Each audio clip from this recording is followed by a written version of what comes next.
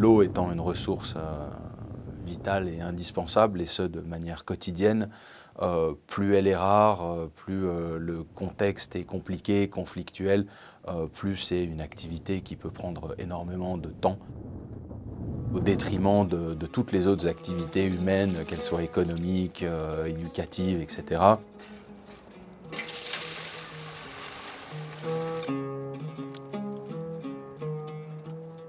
كل احنا والله تعبانين وبنفسنا نريد الدولة تساعدنا مثل صوندات كهرباء شما هم بقى.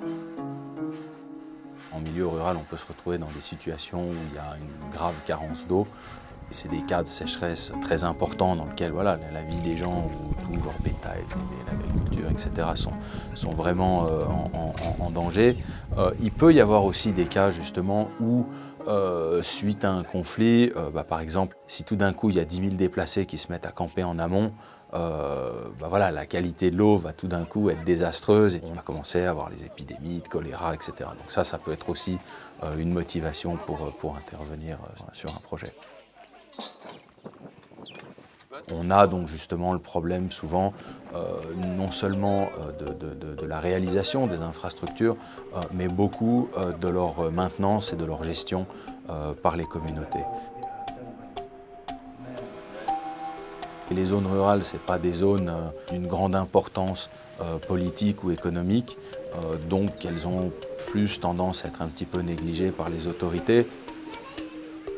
La réalisation donc, de projets d'eau en milieu conflictuel peut contribuer aussi à améliorer la sécurité des gens en réduisant les distances qui sont toujours un facteur de risque pour s'approvisionner en eau, pour les femmes, pour les enfants, les risques de violence qui peuvent être perpétrés contre eux. Alors améliorer les conditions de vie pour les populations, c'est d'arriver à leur fournir une eau de qualité correcte avec un accès suffisamment proche et de faire en sorte que ça puisse durer pendant des années.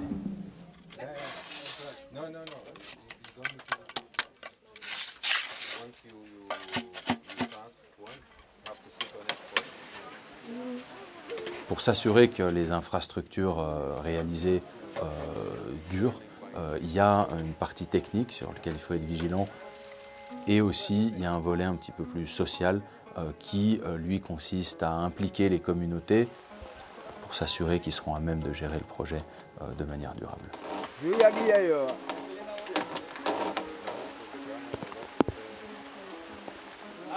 En milieu rural, étant donné les faibles capacités économiques des communautés, développer des solutions techniques adaptées est un des thèmes sur lesquels il faut être particulièrement vigilant.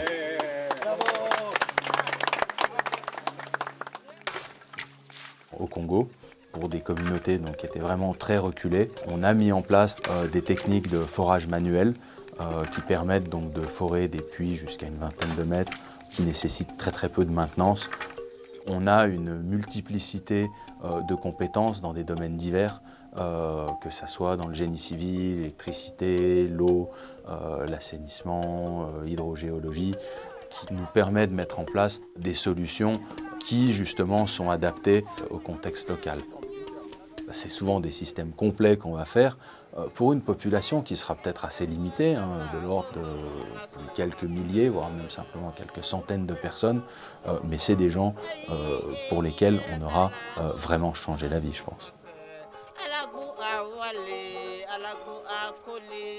alagu a molenge, alafanga satazu.